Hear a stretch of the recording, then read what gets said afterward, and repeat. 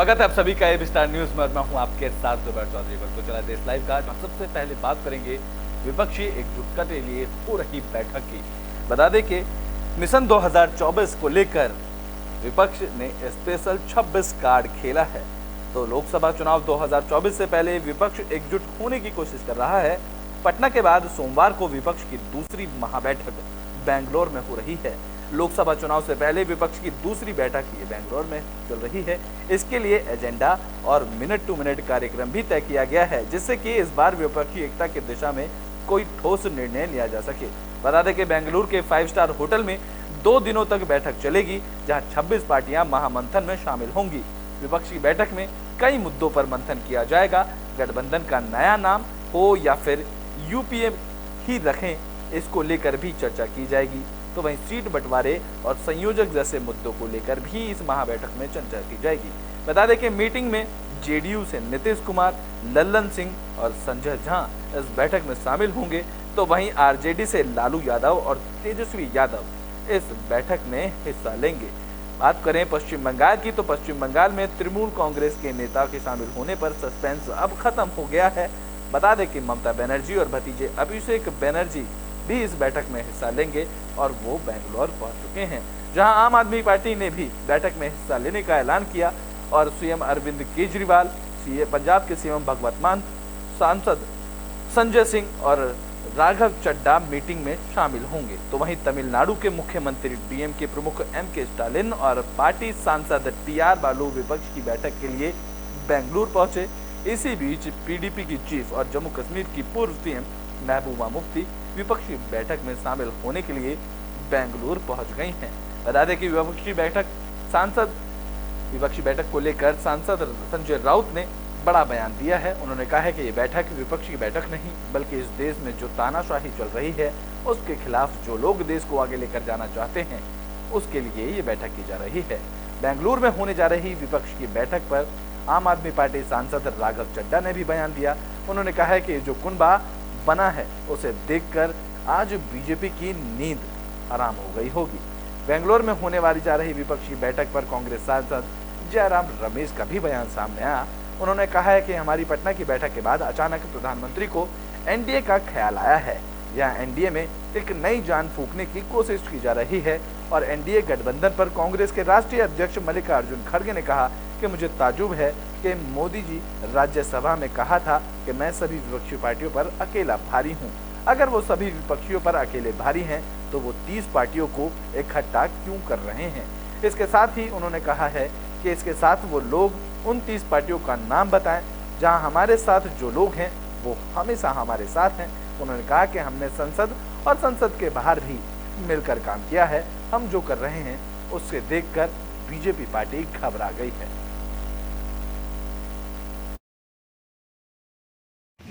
मोदी साहब ने तो ये बोला था पार्लियामेंट में, सभी अपोजिशन को मैं अकेला ही भारी पड़ता हूँ।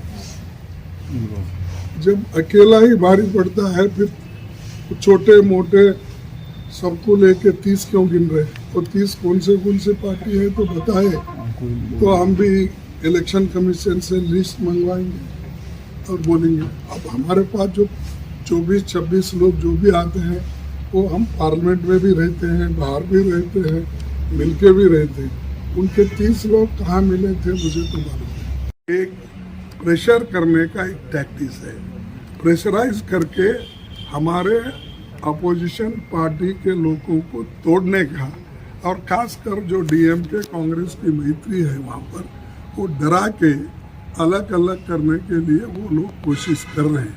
लेकिन डीएमके भी डरने वाली नहीं है, कांग्रेस भी डरने वाली नहीं है, या हमारे साथ जो भी अलायंस पार्टनर्स है उनके ऊपर अगर कुछ भी अगर जोर जबरदस्ती हो गई तो उसके खिलाफ हम। तो बुलेटिन में बात कर लेते हैं इस महीने होने वाले राज्यसभा चुनाव की। बता दें कि राज्यसभा चुनाव में 11 उम्मीदवार ऐसे हैं जो निर्विरोध चुने जाएंगे। तो इस महीने होने वाले राज्यसभा चुनाव में 11 उम्मीदवार निर्विरोध चुने जाएंगे, जिनमें विदेश मंत्री एस जयशंकर, तृणमूल कांग्रेस के डेरेक ओब्रायन शामिल हैं, जहां 11 उम्मीदवारों में से 6 टीएमसी के और 5 उम्मीदवार बीजेपी के हैं।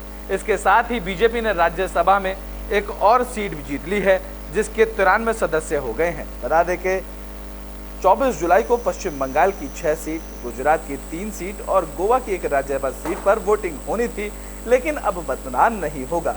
टीएमसी के 3 और बीजेपी के 5 उम्मीदवारों को निर्विरोध चुना जाएगा, जहां डेरेक ओब्रायन के अलावा निर्विरोध चुने जाने वाले टीएमसी नेताओं में सुखेंदु शेखर रॉय, डोला सेन, साकेत गोलखे, समीरुल इस्लाम और प्रकाश बारिक शामिल हैं।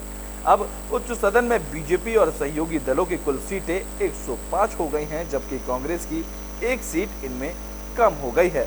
गुजरात की जिन 3 राज्यसभा सीटों का अगले महीने कार्यकाल पूरा हो रहा है, उनमें से 2 पर बीजेपी ने पूर्व विधायक बाबू भाई देसाई और केसरी देव सिंह झाला को उम्मीदवार बनाया था, जहां 1 सीट पर एस जयशंकर उम्मीदवार थे।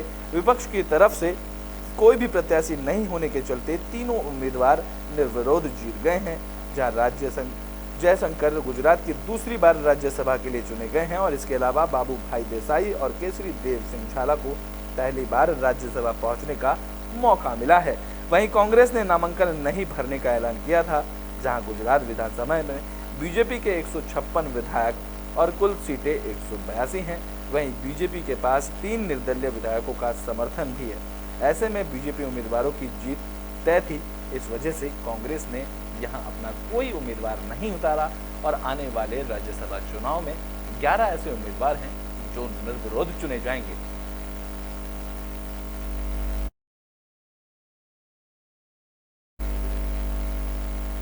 तो बुलेटिन में बात कर लेते हैं महाराष्ट्र में चले सियासी भूचाल की। बता दें कि एक बार फिर से अजीत पवार का खेमा शरद पवार से मिलने पहुंचा है। तो महाराष्ट्र के डिप्टी सीएम अजीत पवार और उनके गुट के एनसीपी विधायक लगातार दूसरे दिन पार्टी अध्यक्ष शरद पवार से मुंबई के वाईबी चौहान सेंटर में मिलने पहुंचे। शरद पवार पहले भी वाईबी चौहान सेंटर में मौजूद थे, जहां शरद पवार गुट के जितेंद्र आह्वाड, जयंत पाटिल, रोहित पवार भी उनसे मिलने वाईबी सेंटर पहुंचे। इस मुलाकात के बाद अजीत पवार खेमे के नेता प्रफुल्ल पटेल ने कहा है कि आज अजीत पवार, सुनील तटकरे, मैंने वाईबी चौहान सेंटर में शरद पवार से मुलाकात की। उन्होंने आगे कहा कि हमने उनसे फिर से एनसीपी को एकजुट करने का अनुरोध किया है। उन्होंने हमारी बात सुनी, लेकिन इस पर कुछ उनकी तरफ से प्रतिक्रिया नहीं आई है। बता दें कि इससे पहले 16 जुलाई को ही अजीत पवार, छगन भुजबल, अदिति तटकरे, हसन मुशर्रफ, धनंजय मुंडे, दिलीप वालसे समेत कई नेता शरद पवार से मिलने पहुंचे थे। तो वहीं महाविकास अघाड़ी ने भी इसको लेकर बैठक की थी। जैसे ही महाराष्ट्र एनसीपी के प्रदेश अध्यक्ष जयंत पाटिल और जितेंद्र आह्वाड को पता चला कि अजीत पवार गुट पार्टी चीफ से मिलने पहुंचा है, तो ये लोग भी बीच मीटिंग छोड़कर शरद पवार से मिलने वाईबी चौहान सेंटर पहुंच गए थे। इस दौरान मुलाकात के दौरान अजीत पवार खेमे का समर्थन करने वाले विधायकों ने कहा है कि मंत्रियों को सहानुभूति मिलेगी, लेकिन विधायकों को अपने अपने निर्वाचन क्षेत्रों में मतदाताओं के गुस्से का सामना करना पड़ेगा। बता दें कि विधान भवन में हुई बैठक में विधायकों की नाराजगी जाहिर की है, इसलिए अजीत पवार और प्रफुल्ल पटेल सभी विधायकों के साथ दूसरी बार शरद पवार से मिलने वाईबी चौहान सेंटर पहुंचे हैं। दरअसल महाराष्ट्र में सियासी घमासान के बीच सोमवार को विधानसभा के मानसून सत्र की शुरुआत हुई। बता दें कि इस सत्र से पहले दिन राष्ट्रवादी कांग्रेस पार्टी यानी कि एनसीपी के 53 में से 27 विधायक अनुपस्थित रहे। ये विधायक ऐसे समय पर नदारद रहे जब अजीत पवार ने अपने गुट के नेताओं के साथ शरद पवार के लगातार दूसरे दिन मुंबई के वाईबी चौहान सेंटर में मुलाकात की, जहां अजीत पवार खेमे में केवल 15 एनसीपी विधायक ही नजर आए। कल अजीत पवार जी और मैं एनडीए की बैठक में उपस्थित रहेंगे दिल्ली में। बस इतने ही आप लोगों को जानकारी जो चाहिए थी वो दे रहा हूं। आज पवार साहब ने नहीं, हम खुद होके आए हैं। कल अजीत पवार जी और मैं एनडीए की बैठक में उपस्थित रहेंगे दिल्ली में। बस इतने ही आप लोगों को जानकारी जो चाहिए थी वो दे रहा हूं। आज पवार साहब ने नहीं। बैठने में बात सोमवती अमावस्या की, जहां 19 साल बाद बने सोमवती अमावस्या को लेकर श्रद्धालुओं ने गंगा स्नान किया है। तो सोमवती अमावस्या का स्नान पर्व यानी कि सोमवार की अमावस्या है। वैसे तो अमावस्या का अपना अपना अलग महत्व है, लेकिन सोमवती अमावस्या हर व्यक्ति के लिए पुण्यदायी है और उस पर सावन में सोमवती अमावस्या पढ़ने का योग अनंत महत्वपूर्ण माना जाता है। यह योग करीब 19 साल बाद आया है और इसके चलते गंगा स्नान के लिए श्रद्धालुओं की भारी भीड़ उमड़ी है। जहां श्रद्धालु गंगा में आस्था की डुबकी लगाकर पुण्य और मोक्ष की कामना कर रहे हैं। जहां गंगा स्नान करने के लिए यहां दूर दूर से श्रद्धालु आए हैं। बता दें कि सोमवती अमावस्या के स्नान पर्व का विशेष महत्व भी माना जाता है। मान्यता है कि इस अवसर पर मां गंगा में स्नान करने से सभी कष्ट दूर होते हैं, जहां मनोकामनाएं भी सभी की पूरी होती हैं और मोक्ष की प्राप्ति होती है। इस अवसर पर पितरों के निमित्त पूजा करने से जीवन में सुख और शांति भी आती है। बता दें कि श्रद्धालुओं का सैलाब उमड़ने की उम्मीद के चलते पुलिस प्रशासन की हरिद्वार में सुरक्षा के लिए प्रबंध इंतजाम किए गए, जहां मेला क्षेत्र को लेकर 11 सुपर जोन, 22 जोन और 59 सेक्टर में बांटकर अधिकारियों और पुलिसकर्मियों को इस दौरान तैनात किया गया। इस दौरान लाखों की संख्या में श्रद्धालु पहुंचे और उन्होंने आस्था की डुबकी लगाई।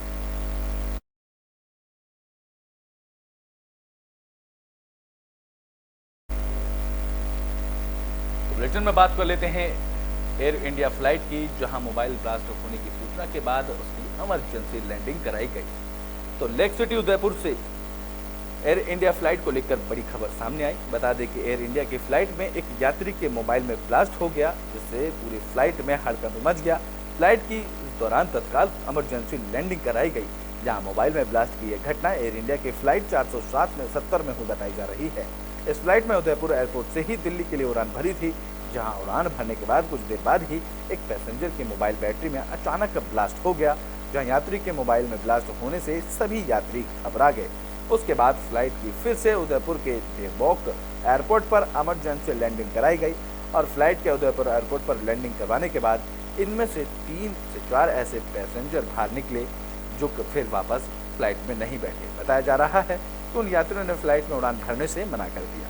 तो वहीं फ्लाइट की पूरी तकनीकी जांच पड़ताल के बाद फिर से उदयपुर से फ्लाइट दिल्ली के लिए रवाना हुई।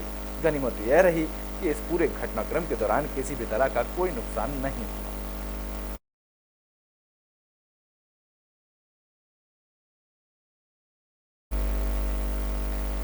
बुलेटिन में बात जम्मू कश्मीर की कर लेते हैं, जहां सुरक्षा बलों के जवानों को आईडी मिली है। तो जम्मू कश्मीर के हंदवाड़ा में बौद्धपुर जंगल के में भारतीय सेना को 2 आईडी बरामद हुए।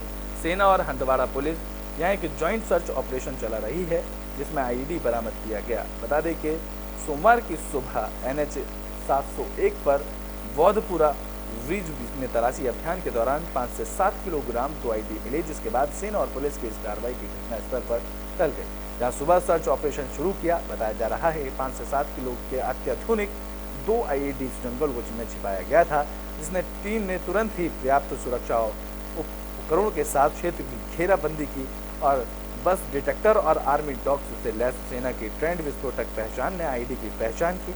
इसके अलावा बम निरोधक टीम ने आईडी का नियंत्रण विस्फोट किया, जिससे वो सुरक्षित हो गए।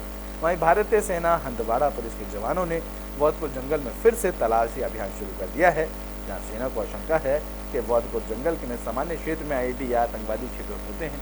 इसको लेकर फिर से सर्च ऑपरेशन चलाया जा रहा है।